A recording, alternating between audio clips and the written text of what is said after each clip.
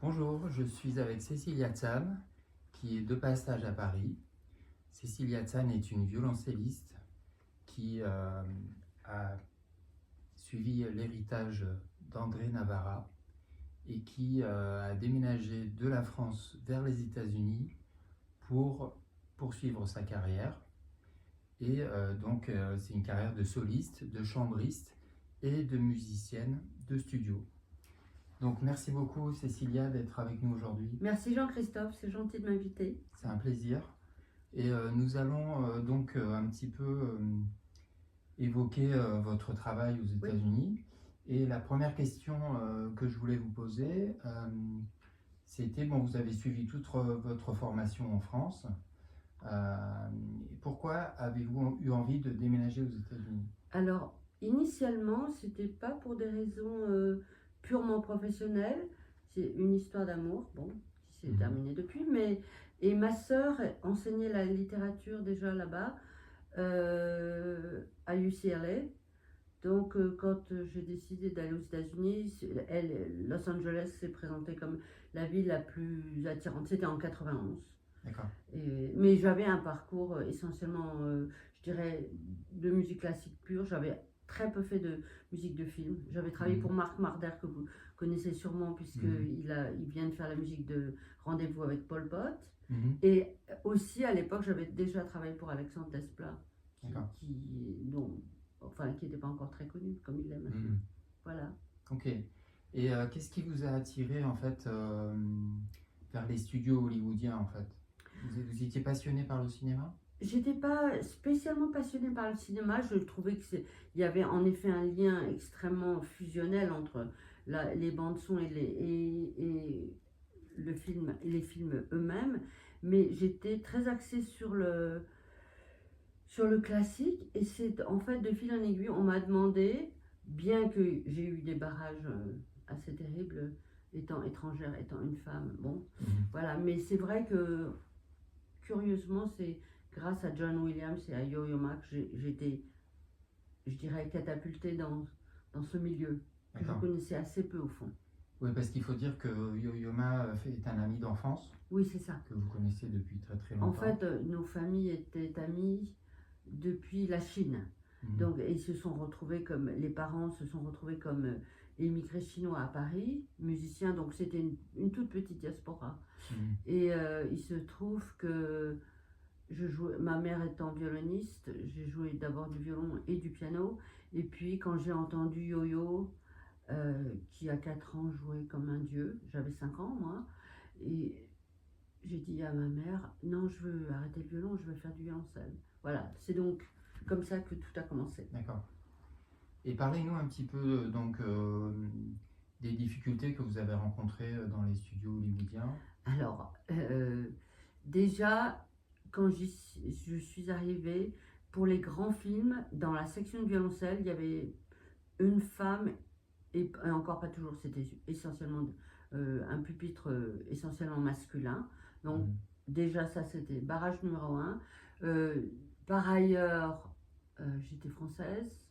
Donc, je sais pas, il y avait quand même aussi ce facteur-là. Vous parliez bien anglais? Oui, oui, je parlais bien anglais parce que avec les concerts, j'ai pas mal voyagé, donc je me débrouille, je pense, me débrouiller pas mal. C'était pas une question de langue, c'était plus une question de territorialité. Voilà, c'était voilà.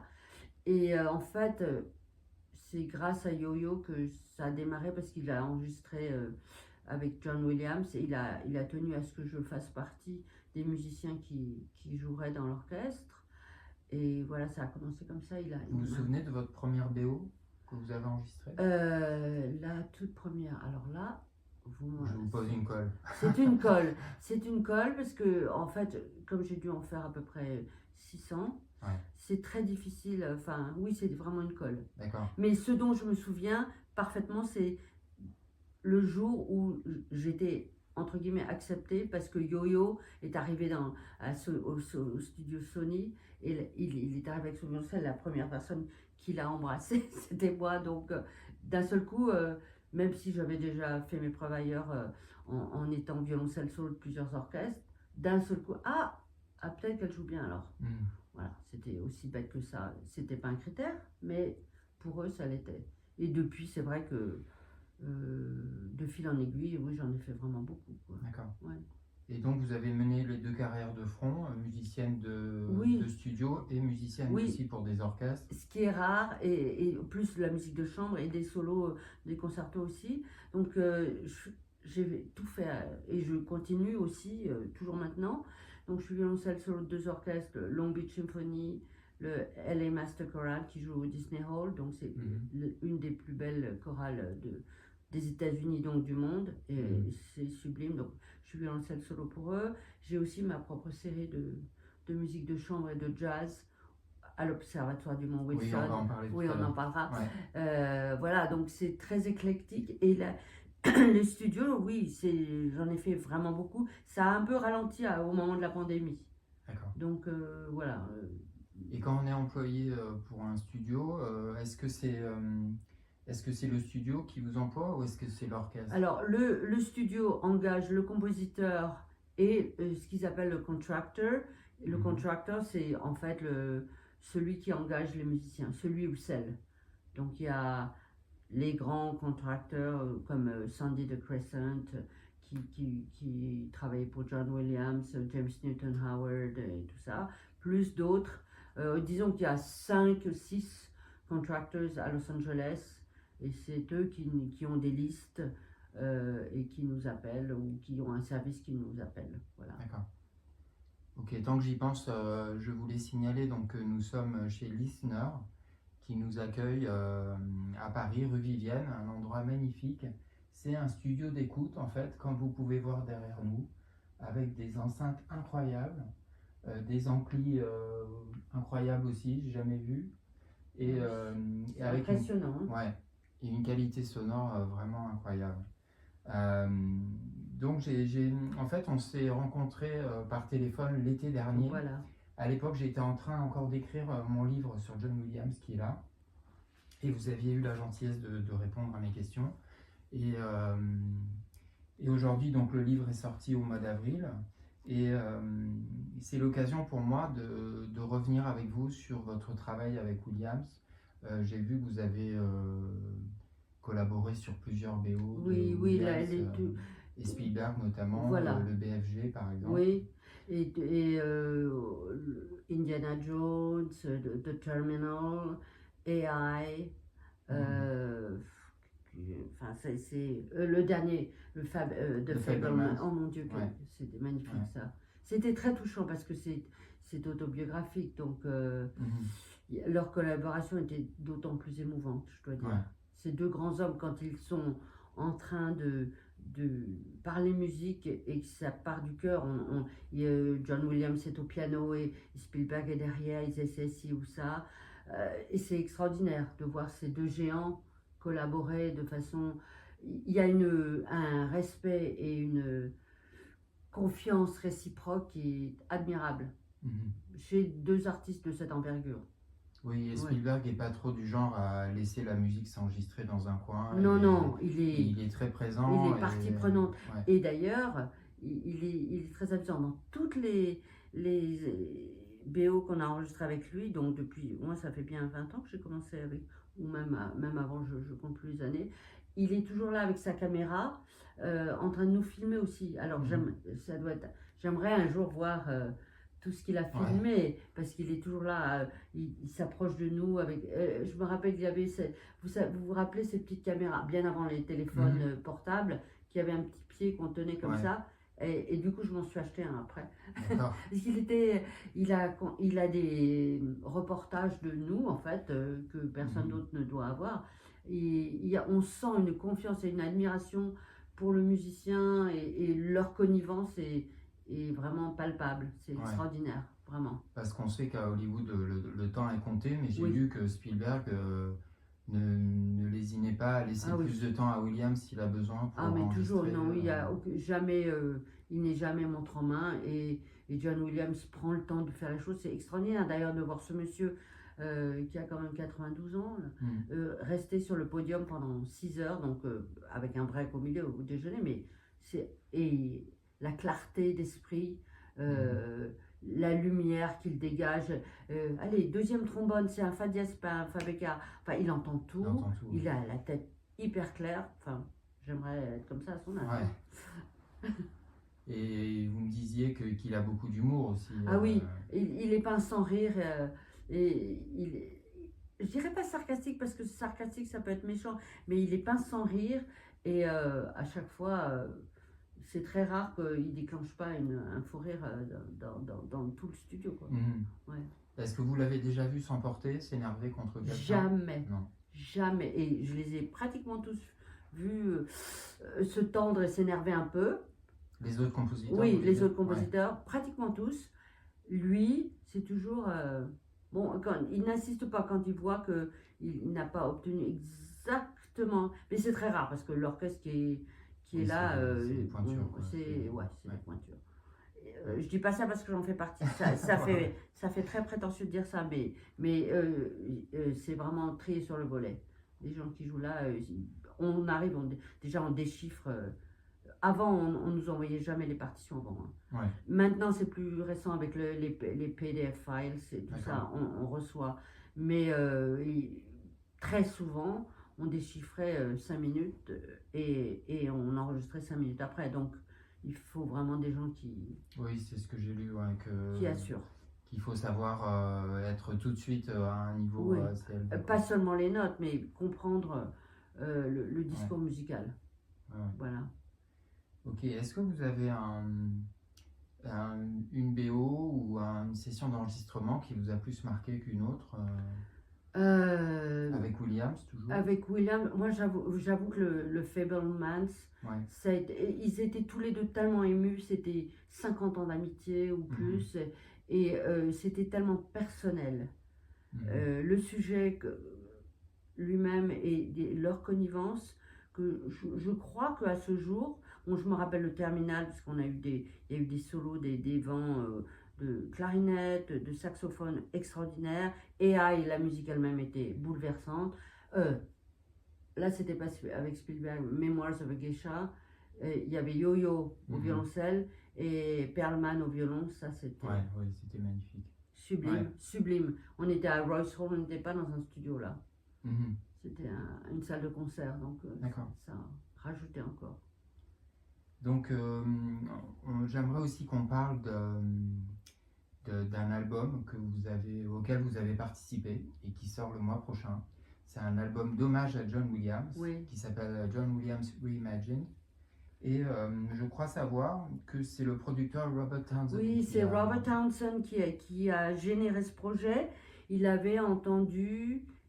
Il avait déjà enregistré le pianiste Simone Pedroni, qui est un pianiste italien extraordinaire, qui a gagné la médaille d'or au concours Von Cliburn. Il avait donc enregistré de la musique de John Williams pour piano seul, la musique de Ennio Morricone avec Sarah Andon à la flûte. Et quand il a su que Simone et moi avions joué pour John Williams Memoirs of a Geisha. Et oui, quand j'ai joué Memoirs of a Geisha, John Williams m'a dit si tu joues, je veux vraiment l'entendre, si tu joues avec orchestre. Et comme je l'ai fait 2 fois avec orchestre, je suis allée le voir et Simone a voulu qu'on joue la version piano et violoncelle à son festival en Italie. Donc il m'a dit franchement, ce serait bien si on pouvait demander à John Williams de lui jouer. J'ai dit ça tombe bien parce qu'il voulait justement l'entendre. Donc on est allé et ça s'est vraiment, vraiment très très très bien passé. Et Robert, quand il a su ça, ça a mûri dans sa tête. Et, 1 an et demi après, il a demandé à Simone de faire des arrangements de grandes BO. Et voilà, c'est parti comme ça. Oui, j'ai vu la tracklist et ça remonte loin, ça remonte jusqu'à Jane Eyre. Oui. Avec To Thornfield. C'est bien qu'il y ait des choix un petit peu qui sortent un petit peu de ah oui, éclectique, The Witches of Eastwick, The River. Il y a beaucoup enfin, c'est un double CD déjà. Comment avons-nous fait pour ça fait presque 2 heures de musique, mais bon, ça s'est fait sur plusieurs mois. Et je dois dire que c'est un projet qui nous tient à tous les 3 à cœur, enfin tous les 4, puisque Robert Townsend, c'est un peu sa création. Les choix des œuvres, c'est lui. Et là, on revient du festival de Cracovie. Et on a joué à Rome aussi en octobre. Mais c'est un projet vraiment où toutes les facettes du génie de John Williams apparaissent. Toutes les couleurs possibles, toutes les émotions.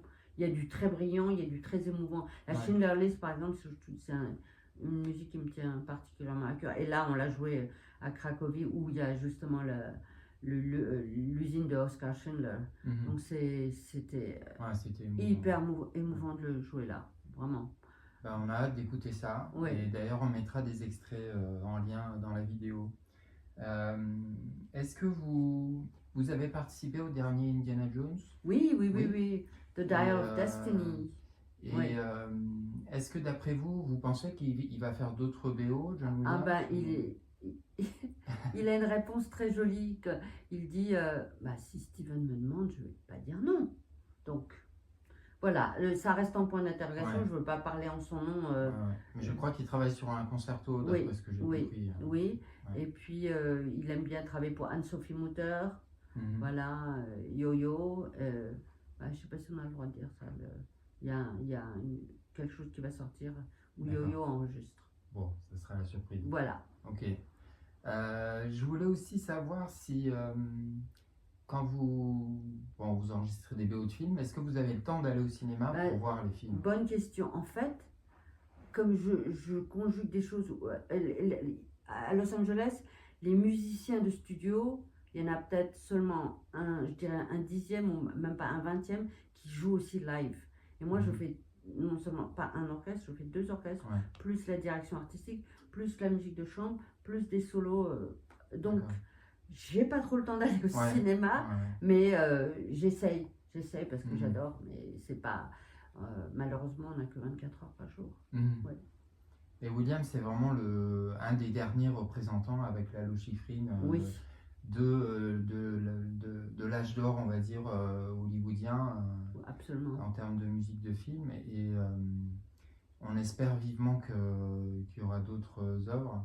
Mais c'est vrai que c'est super émouvant de voir cet homme à son âge qui continue à travailler en fait avec un crayon et un papier. Crayon papier, il a un extraordinaire pupitre en bois qui monte et qui descend, que j'ai vu donc chez lui, où il écrit la musique. Oui, il n'a pas d'ordinateur, tout est crayon, gomme, papier, et il peut le descendre ou le surélever, mais c'est encore un mythe. Enfin, c'est extraordinaire de voir ça, et il est toujours aussi passionné. Donc, je pense que oui, ça s'arrêtera jamais. On espère. Alors j'aimerais qu'on parle aussi un petit peu donc, de votre activité de musicienne.